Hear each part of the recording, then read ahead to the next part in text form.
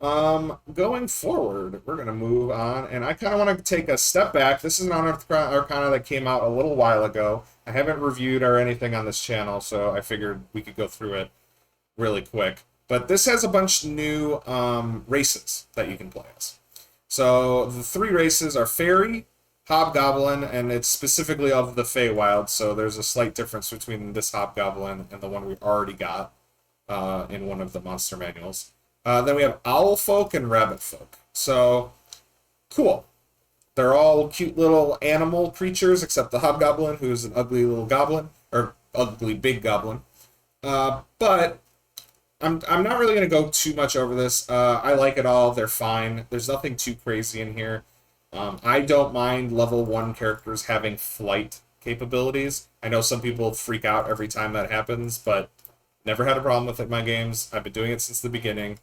Sweet, which is one of my players in my Tuesday game, she played an ASMR... No, not ASMR. She played a Tiefling winged variant at level 1, and she got so excited because apparently I was the only dungeon master that would ever allow her to do that.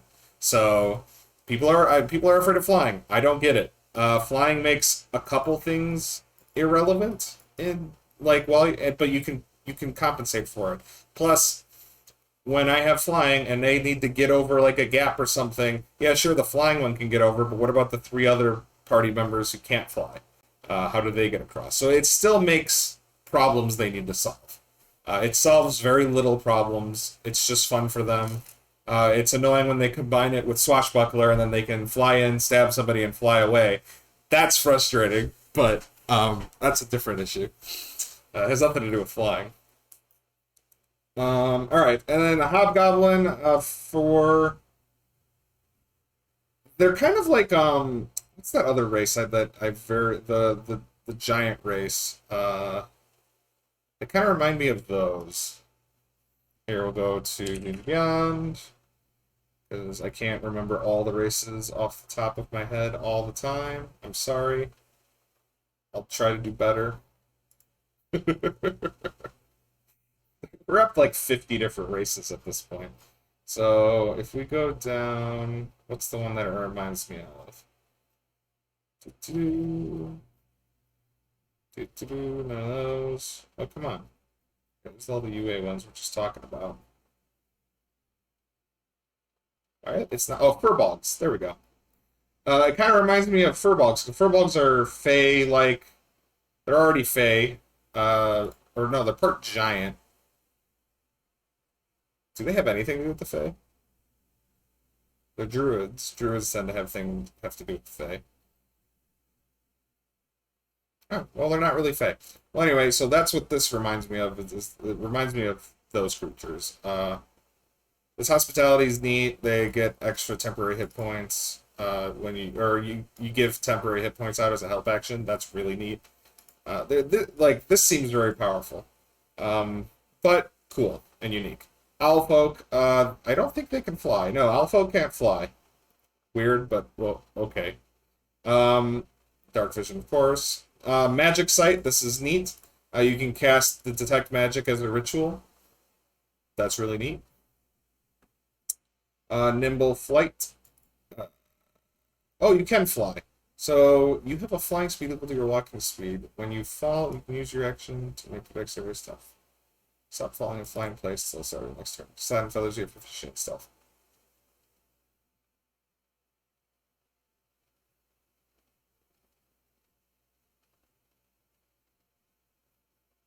Why don't they just give it a flying speed? Why doesn't it say you're walking...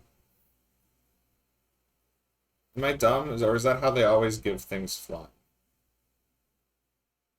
Oh, I guess that's how they always do it. Okay, I always kind of just figured they listed it as... Well, that's in the monster stat blocks, I guess. So, okay, that's fine. So they can fly. But then it also has this neat thing where... So, the way flying works in D&D, if you have a fly speed, and you're stunned, or you fall, which would come from maybe being knocked prone. So, you can use your reaction to make a dex save to stop falling.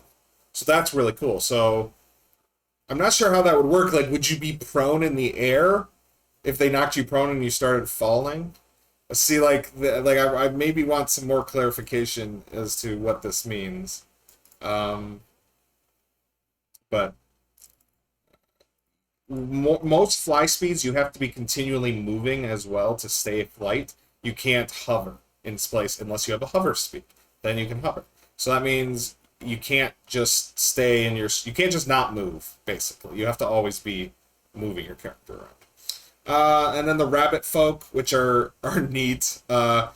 So it's kind of funny because in Final Fantasy XIV, which is a game I played quite a bit last year, they added bunny people to the game in that game, and now we got bunny people in Dungeons and Dragons. So it's kind of funny that now I'm just thinking all that artwork that people drew for Final Fantasy XIV is just going to be character artwork for rabbit folk in this, because it'll work perfectly. The thing is, in the Final Fantasy game, though, they're all females, but I heard they're changing that. They're going to release a male version of the race, but that's Final Fantasy XIV. That's not what we're talking about. So what I wanted to talk about is, for this... Actually, you know what? Let's look up the cover of that, the Strixhaven book. Strixhaven D&D. Yeah. I just want to pop open the cover art. So, yeah, here. We got an owl person right here. So, I don't think owl folk are going to be in the Feywild, the new Fey book that's coming out. Welcome to the Wild the Wild Beyond the Witchlight. Yeah, there we go. I think the owl folk's going to be introduced in the Strixhaven book. And then I can see then rabbit folk, fairy, and these hobgoblins in the Feywild. But like when I saw the cover of that book and I saw the owl guy in the cover, I was like, hey, wait, why is there an owl guy in the cover there? So I'm thinking that this will be in there. Maybe all of these will be in there, since the Wild Beyond the Witchlight is an adventure, and I don't think they've ever released races in an adventure book. I could be wrong, but I don't think so. Wait, if we go back to that list of races, didn't they list them by the source? So races are in the Player's Handbook, Explorer's Guide to Wildmount, Mythic, Odyssey's Theros, Vanderting's Guide to Ravenloft, Elemental Evil, Philow's Guide, Sword Coasts, Tortle, Eberron, Mordenkainen's, Guildmaster's Guide to Ravnica. Okay, so Acquisitions Incorporated might be the only one. That's an adventure. One Grung Above is an adventure, and then that adds Grung. So, okay. So I guess but usually, I guess it's been no more than one. So, oh well. That's cool. But I think they could easily just release all these in Strixhaven, maybe. I don't know. So let's kind of talk about the Wild Beyond the Witchlight. So this is going to be the next big adventure, and it's going to be taking place very heavily in the Feywild. It's probably going to take place in the normal world, and there's probably going to be a level 1 through 3 kind of intro, where by the end of it you find yourself in the Feywild. That's how they kind of do it. They always do they've been doing like a transition from one place to the next if they have to cross. Like they did it with the Nine Hells. You had to cross, you had to do the first 3 levels of adventuring before the event that takes place that sucks you in, or makes you go over to the Hells. I'm going to guess there's going to be a very similar thing. And it's going to involve a carnival of some kind, because this guy here, this guy who's into money, or is that like a time turner or something? Maybe there's going to be some time travel bullshit. That might be neat. There's a better picture of it. Yeah, there's a better picture of it.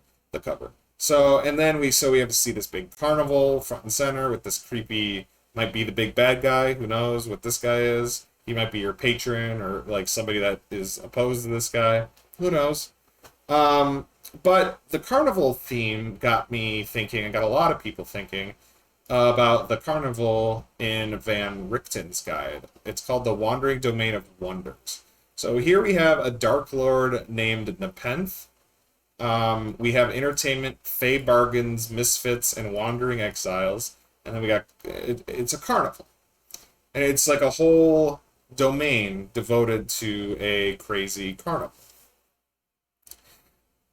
So the idea that maybe this carnival somehow becomes a bridge gap between the commercial world or the commercial world, the real world, the material realm. There we go. That's what I was trying to say.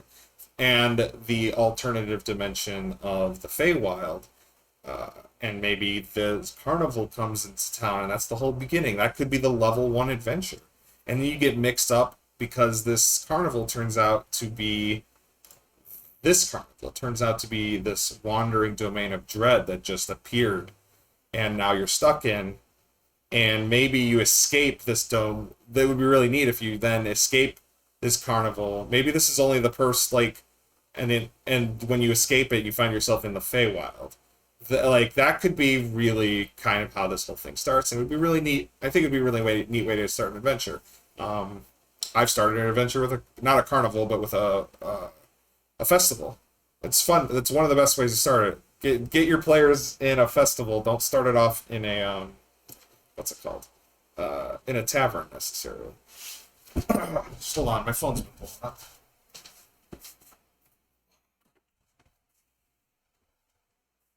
Okay, cool. So, yeah, let's talk about the Feywild really quick. So, the only things that we have for the Feywild right now is there's a chapter in the chapter of creating the multiverse. We have a Feywild section in the Dungeon Master's Guide that talks about the Feywild. So it talks about the Seelie and Unseelie Fey, which are 2 courts. One of them is the Summer Court's led by Titiana, and then the Seelie Court is led by the Gloaming Court, the Queen of Air and Darkness. So there's these 2 powerful queens that control the 2 biggest factions, basically, in the Fae.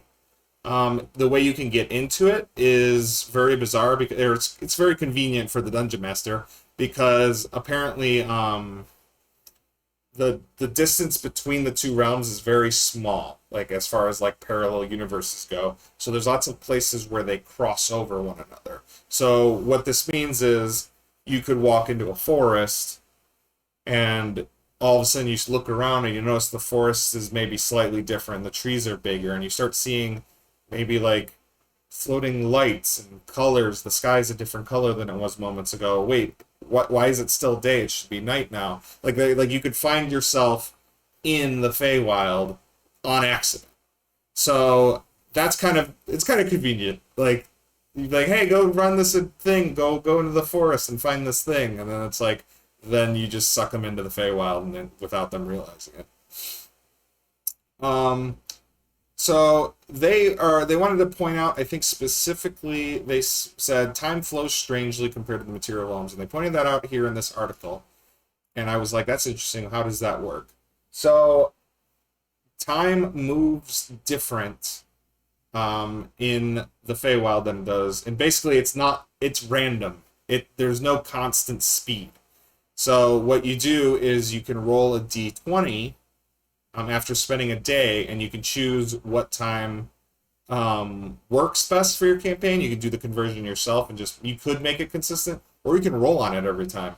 So every one day becomes only a few minutes in the material plane, but then one day could become 1 year as well. So if you really wanted to track time, and maybe time is important in your campaign, and maybe you have to what's it called? You kind of have to tell your players that they begin to notice things. I don't even know how they would notice it. They wouldn't until they got out. So maybe this is rolling on it might not be a good way to do it. You might just arbitrarily decide that I think the 1 day every day is a week in the real would be kind of a neat way to do it, because then time won't go too fast. Like if they spend 30 days out there, not even a year has passed, but then they'll notice it's definitely faster, and maybe make that part of the, you guys got to go back in the Feywild, but we don't want you gone for 3 weeks or whatever, so you have to be quick.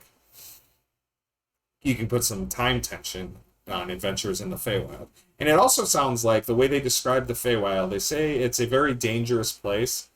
The Feywild seems like a place that you wouldn't want to spend a lot of time in. You'd want to dip in, get what you need to do, get what you need to get done, and then dip out. It doesn't seem like some place that you want to move to. The only ones that seem to have made that work are the different factions that are in there with the elves, the Eladrin, and all the other things. So I'm excited because I really haven't done anything with the Feywild in my games. I've done Curse of Strahd, I've done Tomb of Annihilation, and then I've done Horde of the Dragon Queen, and also all that's been Forgotten Realms-ish. I guess Curse of Strahd's technically not, but I still placed it within the Forgotten Realms. They started the adventure in the Forgotten Realms, and all their characters are from here. So, like, I'm excited, and the fact that it's an adventure has me more excited because I love adventures, and I don't like campaign settings as much. I would rather them release another adventure. So automatically, even without it being a Magic the Gathering campaign setting, I'm not that excited for it just because it is a Magic the Gathering, or because it's a campaign setting, and I want adventures. Give me adventures.